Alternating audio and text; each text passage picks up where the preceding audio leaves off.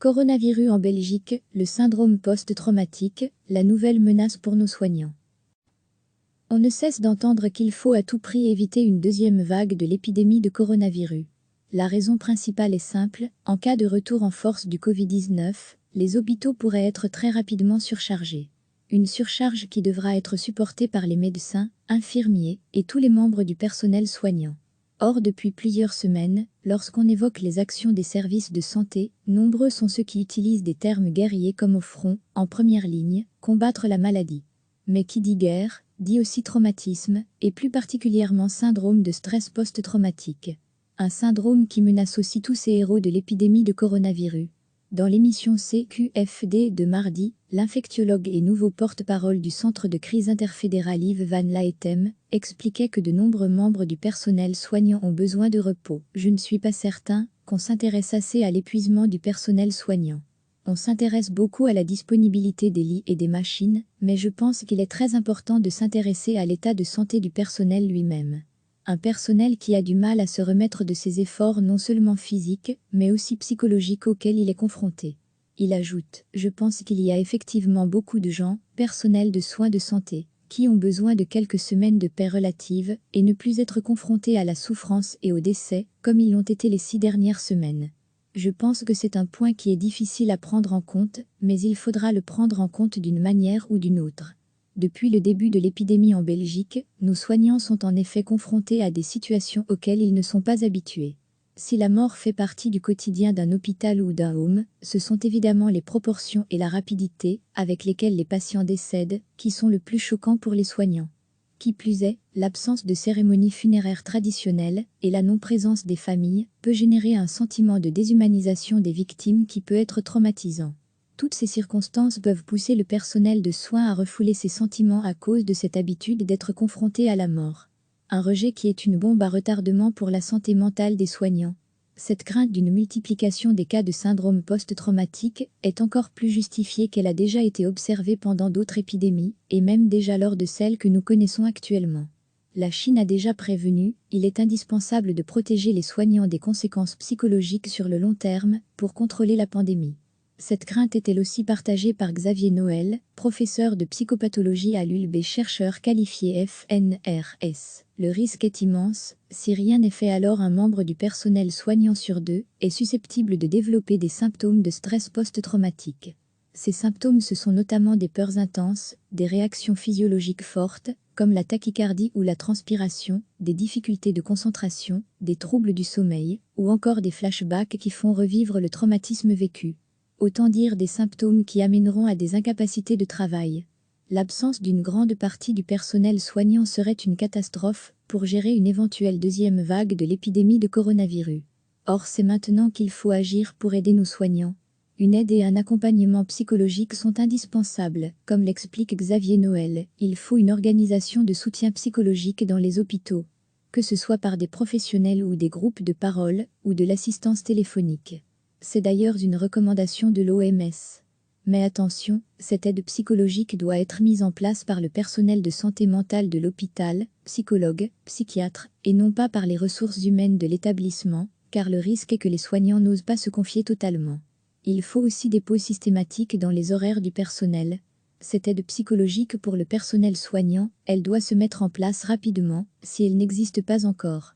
Xavier Noël préconise aussi une autre approche du travail de la part des psychologues. Les psychologues ne doivent pas attendre que les membres du personnel soignant aillent vers eux. Il faut inverser la démarche et aller à leur rencontre et peut-être, même, les forcer à se confier. Le dernier effort dans cette lutte contre le risque de syndrome post-traumatique doit donc venir, une fois encore, du personnel soignant lui-même. Il doit prendre le temps de parler et de s'ouvrir pour témoigner de son expérience. Les médecins, infirmiers et autres ne doivent surtout pas sous-estimer la nécessité de témoigner de leur vécu, que ce soit avec un professionnel, un ami ou un membre de la famille, une personne de confiance. Recevez chaque matin l'essentiel de l'actualité. On ne cesse d'entendre qu'il faut à tout prix éviter une deuxième vague de l'épidémie de coronavirus. La raison principale est simple, en cas de retour en force du Covid-19, les hôpitaux pourraient être très rapidement surchargés. Une surcharge qui devra être supportée par les médecins, infirmiers et tous les membres du personnel soignant. Or, depuis plusieurs semaines, lorsqu'on évoque les actions des services de santé, nombreux sont ceux qui utilisent des termes guerriers comme au front, en première ligne, combattre la maladie. Mais qui dit guerre, dit aussi traumatisme, et plus particulièrement syndrome de stress post-traumatique. Un syndrome qui menace aussi tous ces héros de l'épidémie de coronavirus. Dans l'émission CQFD de mardi, l'infectiologue et nouveau porte-parole du Centre de crise interfédéral Yves Van Laetem expliquait que de nombreux membres du personnel soignant ont besoin de repos. Je ne suis pas certain qu'on s'intéresse assez à l'épuisement du personnel soignant.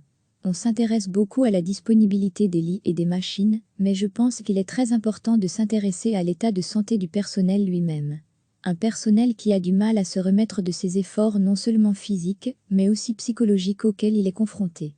Il ajoute « Je pense qu'il y a effectivement beaucoup de gens, personnels de soins de santé, qui ont besoin de quelques semaines de paix relative et ne plus être confrontés à la souffrance et au décès, comme ils l'ont été les 6 dernières semaines. Je pense que c'est un point qui est difficile à prendre en compte, mais il faudra le prendre en compte d'une manière ou d'une autre. » Depuis le début de l'épidémie en Belgique, nos soignants sont en effet confrontés à des situations auxquelles ils ne sont pas habitués. Si la mort fait partie du quotidien d'un hôpital ou d'un home, ce sont évidemment les proportions et la rapidité avec lesquelles les patients décèdent qui sont le plus choquants pour les soignants. Qui plus est, l'absence de cérémonie funéraire traditionnelle et la non-présence des familles peut générer un sentiment de déshumanisation des victimes qui peut être traumatisant. Toutes ces circonstances peuvent pousser le personnel de soins à refouler ses sentiments à cause de cette habitude d'être confronté à la mort. Un rejet qui est une bombe à retardement pour la santé mentale des soignants. Cette crainte d'une multiplication des cas de syndrome post-traumatique est encore plus justifiée qu'elle a déjà été observée pendant d'autres épidémies, et même déjà lors de celles que nous connaissons actuellement. La Chine a déjà prévenu, il est indispensable de protéger les soignants des conséquences psychologiques sur le long terme pour contrôler la pandémie.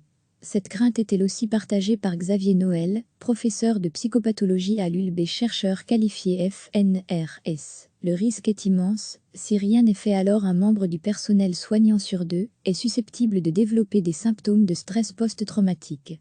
Ces symptômes ce sont notamment des peurs intenses, des réactions physiologiques fortes, comme la tachycardie ou la transpiration, des difficultés de concentration, des troubles du sommeil, ou encore des flashbacks qui font revivre le traumatisme vécu. Autant dire des symptômes qui amèneront à des incapacités de travail. L'absence d'une grande partie du personnel soignant serait une catastrophe pour gérer une éventuelle deuxième vague de l'épidémie de coronavirus. Or, c'est maintenant qu'il faut agir pour aider nos soignants. Une aide et un accompagnement psychologique sont indispensables, comme l'explique Xavier Noël. Il faut une organisation de soutien psychologique dans les hôpitaux, que ce soit par des professionnels ou des groupes de parole, ou de l'assistance téléphonique. C'est d'ailleurs une recommandation de l'OMS. Mais attention, cette aide psychologique doit être mise en place par le personnel de santé mentale de l'hôpital, psychologues, psychiatres, et non pas par les ressources humaines de l'établissement, car le risque est que les soignants n'osent pas se confier totalement. Il faut aussi des pauses systématiques dans les horaires du personnel. Cette aide psychologique pour le personnel soignant, elle doit se mettre en place rapidement, si elle n'existe pas encore. Xavier Noël préconise aussi une autre approche du travail de la part des psychologues. Les psychologues ne doivent pas attendre que les membres du personnel soignant aillent vers eux. Il faut inverser la démarche et aller à leur rencontre et peut-être, même, les forcer à se confier. Le dernier effort dans cette lutte contre le risque de syndrome post-traumatique doit donc venir, une fois encore, du personnel soignant lui-même. Il doit prendre le temps de parler et de s'ouvrir pour témoigner de son expérience. Les médecins, infirmiers et autres ne doivent surtout pas sous-estimer la nécessité de témoigner de leur vécu, que ce soit avec un professionnel, un ami ou un membre de la famille, une personne de confiance. Cliquez sur s'abonner pour recevoir les dernières nouvelles.